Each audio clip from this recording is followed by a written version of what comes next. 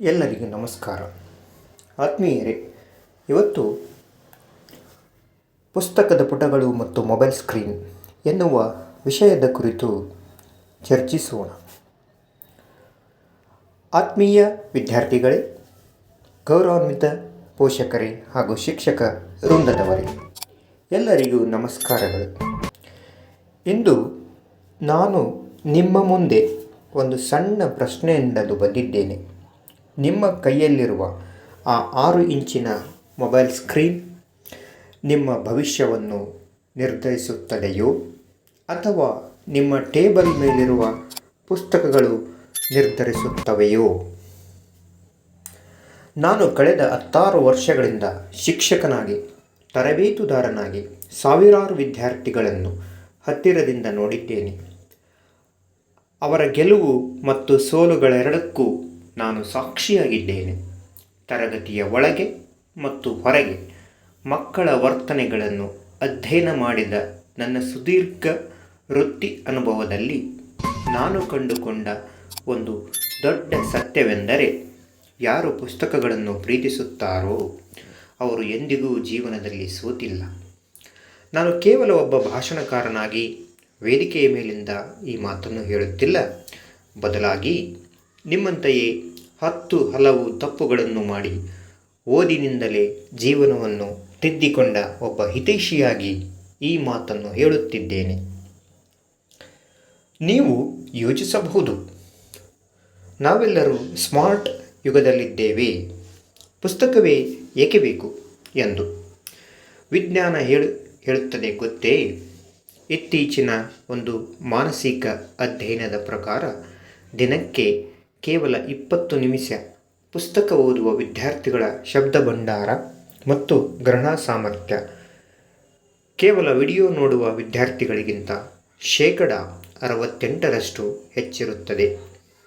ಅಷ್ಟೇ ಅಲ್ಲ, ಮೈಕ್ರೋಸಾಫ್ಟ್ ಮಾಡಿರುವ ಸಂಶೋಧನೆಯ ಪ್ರಕಾರ ಸದಾ ಮೊಬೈಲ್ ರೀಲ್ಸ್ ಸ್ಕ್ರಾಲ್ ಮಾಡುವ ಯುವಜನತೆಯ ಏಕಾಗ್ರತೆಯ ಅವಧಿ ಕೇವಲ 8 ಸೆಕೆಂಡ್ಗಳಿಗೆ ಕುಸಿದಿದೆ.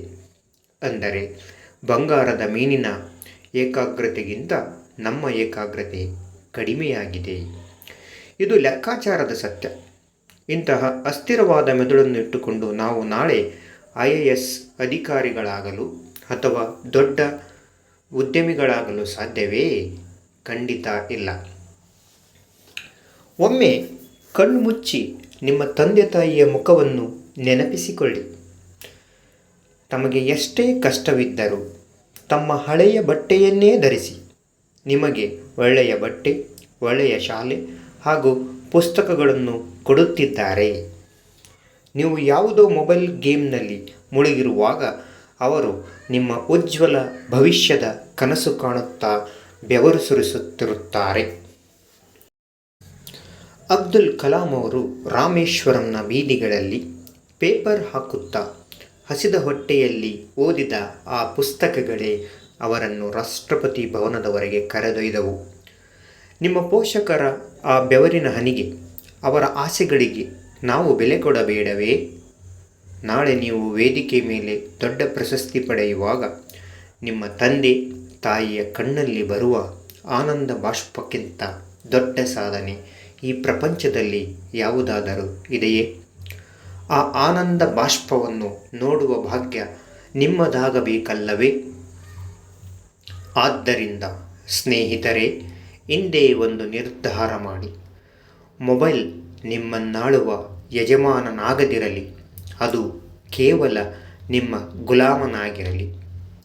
ಇಂದಿನಿಂದ ಪ್ರತಿದಿನ ಕನಿಷ್ಠ 10 ಪುಟಗಳನ್ನಾದರೂ ಓದುವ ಅಭ್ಯಾಸವನ್ನು ಶುರು ಮಾಡಿ. ಪುಸ್ತಕಗಳು ನಿಮ್ಮ ಜೇಬಿನಲ್ಲಿರುವ ಮೌನ ಗುರುಗಳು. ಅವು ನಿಮ್ಮ ಕೈ ಹಿಡಿಯಲಿ, ನಿಮ್ಮ ಭವಿಷ್ಯ ಬೆಳಗಲಿ. ಧನ್ಯವಾದಗಳು.